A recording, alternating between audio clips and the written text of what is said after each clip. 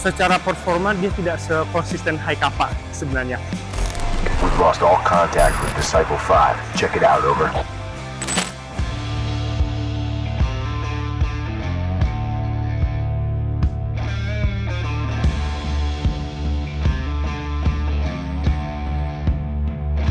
Ya, balik lagi di Bacot Tacticals bersama gua Fahmi Saisuf dengan co-sign Foxter Zero. Oke teman-teman, hari ini mungkin sesi armor ya, bisa dibilang. Udah lama banget nggak pernah sesi armor dan sekarang sesi armor. Kalau kemarin-kemarin gua ngeliatin video tentang gua latihan bersama teman-teman, tapi hari ini gua akan nge-review sebuah unit. Ini sebenarnya unit mungkin jarang ada yang nge-review di lapangan langsung, dan ini adalah unit yang mungkin replikanya military issue dari US Marine. Ya, teman-teman udah pada tahu kan yang jelas ya. Ini adalah Sig Sauer M17. Nah, ini keluaran dari pabrikan Proforce. Proforce ini pabrikan Eropa, kalau nggak salah Prancis apa Amerika itu, gue lupa. Tapi ini adalah gen yang kedua, dan teman-teman udah bisa lihat di sini juga udah grafir. Gue ceritain dulu soal Sig Sauer M17 keluaran Proforce ini. Jadi dulu Proforce ini pernah ngeluarin M17 yang warna tan. Jadi dulu mereka ngeluarin Sig Sauer P320 dan Sig Sauer P320 M17. Kalau yang P320 itu versi pendeknya sebenarnya. Mungkin beda 3 cm atau 1 inci gitu kan. Nah, ini adalah yang M17, dia versi panjangnya. Kalau misalnya dilihat dari bentuk fisiknya, dia jauh lebih panjang dan bentuknya lebih muscular gitu kan, dibanding kalau misalkan kita lihat Haikapa 5.1. Sebenarnya kalau misalnya sama Haikapa 5.1 sendiri, panjangnya juga masih panjangan Haikapa 5.1 gitu kan. Dia lebih mungkin lebih panjang 1,5 cm ya, dan akurasinya mungkin kalau gua rasa sih akurasi masih jauh lebih bagus Haikapa dari TM ya. Tapi kita coba lihat M17 ini, nanti gua bakal ngetes kayak gimana performanya. Nah, kalau misalnya kita lihat dari bentuk fisiknya, gue sebenarnya suka banget. Dari dulu gue demen banget yang namanya Sig Sauer. Sig Sauer itu menurut gue satu-satunya pistol yang bentuknya muscular, yang maskulin banget gitu. Dan di tangan yang bulky kayak gue gini cocok gitu. Kalau misalkan di sini ya, tangan gue tuh masih ya masih kurang cocoknya gitu. Ininya indah tapi tangan gue nggak indah. Tapi kalau misalkan dan ini bentuknya itu udah ngedukung banget gitu kan. Brotot gitu loh. Dan dia kelihatan durable banget. Sejauh ini gue lihat teman-teman gue yang punya M17 juga, kekurangannya Proforce Sig Sauer M17 ini adalah satu-satunya unit yang memiliki paintwork yang jelek banget sebenarnya. Jadi ini aja udah gue pakai copot lepas dari holster, dia udah mulai ada baret-baret di sini. Baret-baret kecil sebenarnya, nanti gue bakal liatin di close up.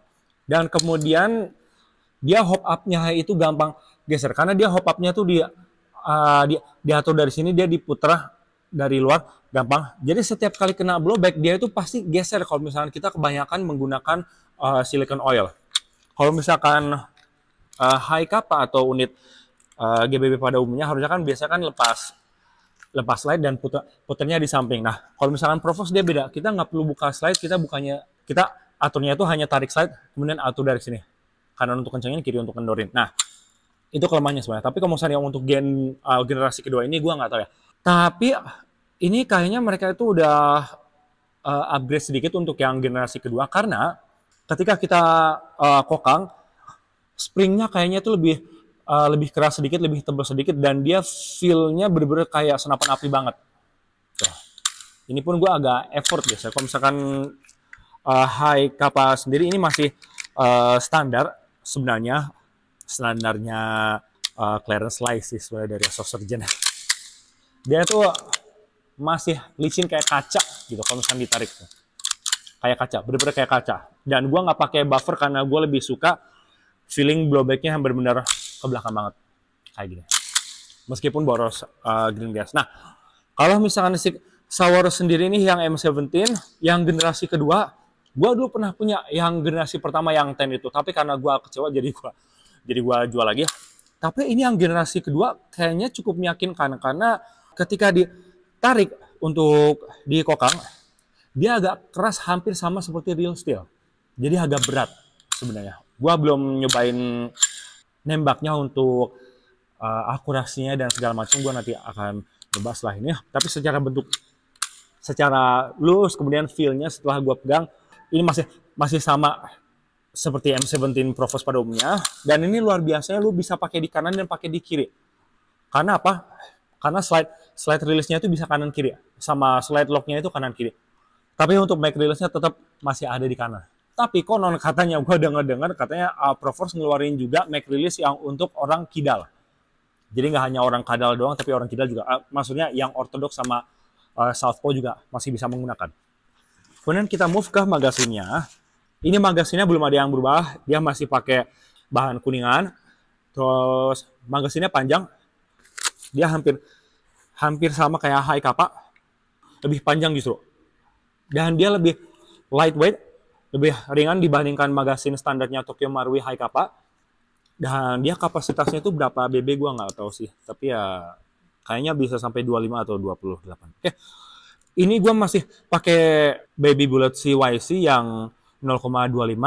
Kalau gitu sekarang kita akan tes akurasinya dan gimana feel-nya. Oke, kita lanjut. Oke, sekarang kita bakal ngetes unitnya. Ini masih pakai BB 0,25 merek CYC sebenarnya, tapi gue nggak rekomen. Oh, ini ada BB 1 di sini. Kita coba dulu di jarak 5 meter.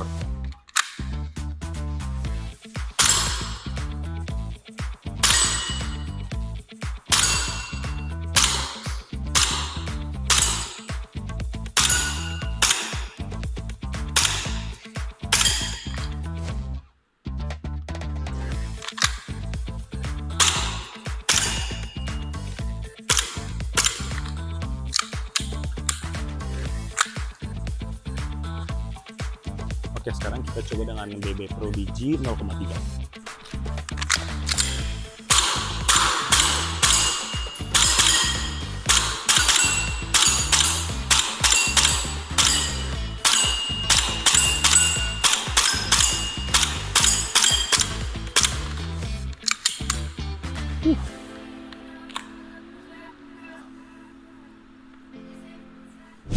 Gue entah kenapa feelingnya masih agak alot, dan untuk recoil managementnya sebenarnya agak susah karena dia gripnya itu gripnya sendiri dia nggak ada thumb rest, nggak unlike Hai Kappa. Mungkin karena gue udah 6 tahun menggunakan Hai Kappa, jadi gue berharap ada thumb restnya gitu. Dan kemudian untuk menggunakan ini dia recoil managementnya masih susah, dan dia cocoknya pakai BB 0,3. So gue akan stick sama BB 0,3, tapi gue nggak tahu kenapa gue ngerasa lama-lama powernya turun. Apakah karena green biasa? Tapi kita coba lihat lagi. Gue akan coba di course, mungkin course yang sini dulu, course yang pendek. Gue akan coba habisin course 1 dulu. Nanti baru gue bisa analisa lagi. Karena menurut gue untuk pemanasan kayak tadi itu kurang rasanya kalau misalnya untuk menilai unit yang baru gue kulik lagi sekarang, baru gue review lagi sekarang. Oke, stay tune.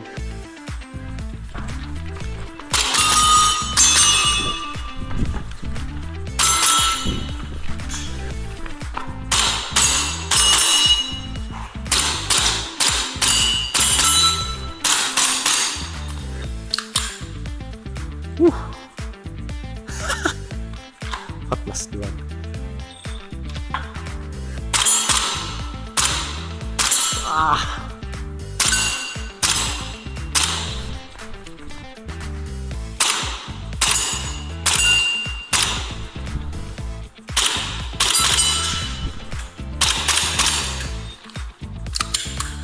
Dari 14 sekarang 17. Gembel banget.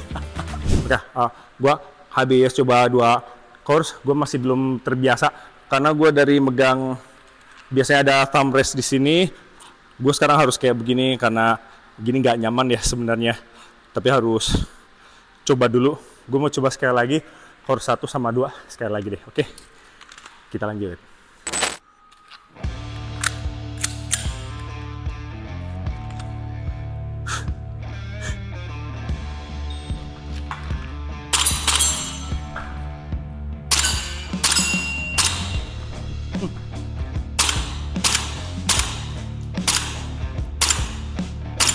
Mantap.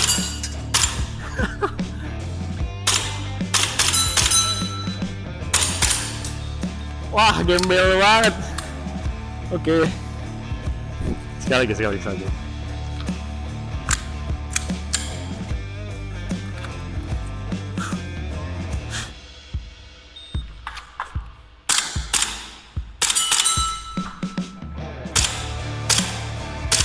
Oh.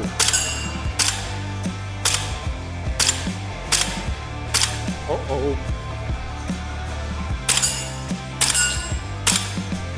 Nope.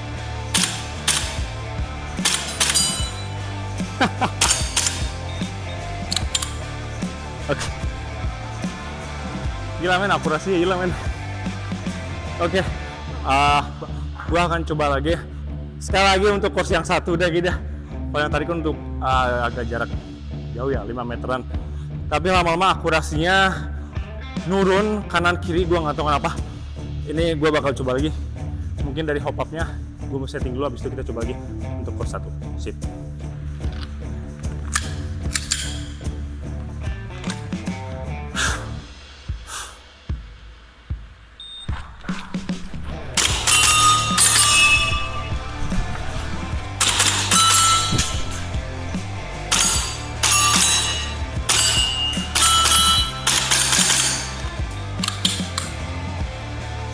Nice, 12.